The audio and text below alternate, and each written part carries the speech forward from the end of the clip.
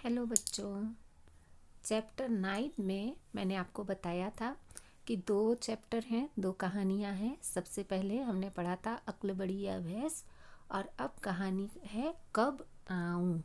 जिस तरह आपने अक्ल बड़ी या भैंस में ये पढ़ा कि कैसे एक पतले दुबले आदमी ने एक पहलवान को अपनी बुद्धि से हरा दिया, वैसे ही इस कहानी में भी आपको यही पढ़ना है कि एक साधारण से आदमी ने सेठ को अपनी बुद्धि से कैसा जवाब दिया कि सेठ वहाँ से चला गया और वापस नहीं आया।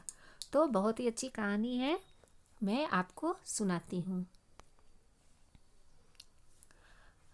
अवंती नाम का एक आदमी था। उसने गांव में छोटी सी रंगाई की दुकान खोली। रंगाई यानी कपड़ों को रंगने का काम, ठीक है। और गांव के लोगों के लिए कपड़ा रंगना शुरू किया। अब वो बहुत अच्छा काम करता था, इसलिए सारे गांव वाले उसकी बहुत तारीफ करते थे। धीरे धीरे उसकी दुकान भी फेमस हो गई और चलने भी लगी अच्छे से। अवंती की तारीफ सुनकर एक सेठ जो था उसे बहुत जलन होने लगी। क्यों? क्योंकि जब भी कोई कॉम्पिटिटर खड़ा होता है किसी का भी, जैसे हमारा अगर किसी चीज़ का अच्छा व्यापार हो और हमारे सामने कोई और उसी चीज़ का दुकान खोले, उसका ज़्यादा दुकान चलने लगे, तो जाहिर सी बात है हमको भी जलन होगी। तो वैसे ही सेठ को भी अवंती से जलन होने लगी। अवंती को परेशान करने के लिए एक दिन सेठ ने क्या किया, कपड़े का एक टुकड़ा लेकर उसकी दुकान में पहुंचा और दरवाजे के अंदर घुसते ही बुलंद आवाज़ यानी तेज आवाज़ में बोला कि अवंती, जरा यह कपड़ा तो अच्छी तरह से रंग दो। मैं देखना चाहता हूँ तुम्हारा हुनर कैसा है। मतलब लोग इतनी तारीफ करते हैं तो मैं भी देखना चाहता हूँ कि तुम कैसा काम करते हो। तुम्हारी काफ़ी तारीफ सुनी थी इसलिए आया हूँ। सेठ बोलता है कि मैंने तुम्हारी बहुत तारीफ सुनी थी इसीलिए तुमसे कपड़ा रंगवाने आया हूँ।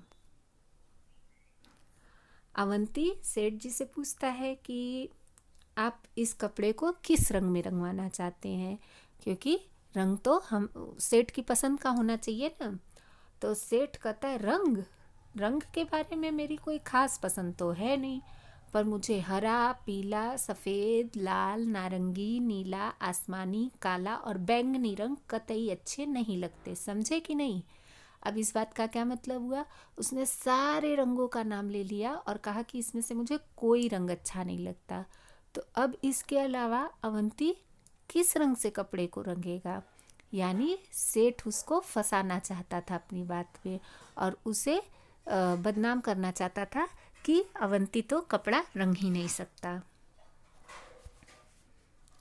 अवंती समझ गया और जवाब दिया उसने, समझ गया हूँ, अच्छी तरह से समझ गया हूँ। मैं ज़रूर आपकी पसंद की रंगाई कर दूंगा। अब कोई कलर ही उसे पसंद नहीं है सेठ को, तो अवंती किस कलर से रंगाई करेगा? लेकिन फिर भी वो कहता है कि मैं रंगाई कर दूंगा। अवंती सेठ का इरादा जान जाता है और समझ जाता है कि सेठ उसको परेशान करने आया है, इसलिए उसके हाथ से कपड़े का टुकड़ा ले लेता है। तो सेठ खुश हो जाता है और कहता है अच्छा, तो इसे लेने में किस दिन आऊँ? तो अवंती कपड़े को अलमारी में बंद करके उसमें ताला लगा देता है और सेठ से कहता है कि आप इसे लेने सोमवार, मंगलवार, बुधवार, बृहस्पतिवार, शुक्रवार, शनिवार और रविवार को छोड़कर किसी भी दिन आ सकते हैं। अब देखिए, जैसा व्यक्ति उसके साथ वैसा ही करना चाहिए। जैसे सेठ ने अवंती को परेशान किया कि सारे रंग का नाम लेके और कह दिया मुझे इसमें से कोई रंग पसंद नहीं है, वैसे ही अवंती ने भी उससे लड़ाई झगड़ा कुछ नहीं किया, लेकिन उसकी ही तरह से उसको जवाब दे दिया कि आप इसमें से किसी भी दिन मत आइएगा, बाकी किसी दिन। तो अब इसके अलावा तो कोई दिन ही नहीं होता है ना। यानी उसने सेठ को क्या कह दिया कि आप कभी आइएगा ही मत अपना कपड़ा लेने। सेठ समझ गया कि उसकी चाल उल्टी पड़ चुकी है, अतः भलाई धीरे से खिसक लेने में ही है। तब सेठ समझ गया कि उसकी चाल उल्टी उसी के ऊपर पड़ गई है, इसलिए अब वहाँ से जाने में ही उसकी भलाई है। फिर उस सेठ ने दोबारा अवंती की दुकान में घुसने की हिम्मत नहीं की। सेठ अवंती को समझ गया था कि अवंती बहुत ही चतुर है, इसलिए सेठ फिर कभी भी उसको परेशान करने नहीं आया। तो देखिए, इस कहानी से आपने क्या सीखा? जितनी भी कहानियाँ आप हिंदी में पढ़ते हैं, हर कहानी को पढ़ाने का कोई ना कोई मतलब होता है। तो इस कहानी से आपने क्या सीखा कि ज़रूरी नहीं है कि जो हमारे साथ बुरा करे उसके साथ हम भी बुरा करके ही उसे जवाब दें। हम उसे बहुत ही बुद्धिमानी से, बहुत ही चतुराई से इस तरह से जवाब दे सकते हैं कि उसे समझ में भी आ जाए और हमारा मुंह, हमारा मन भी खराब ना हो।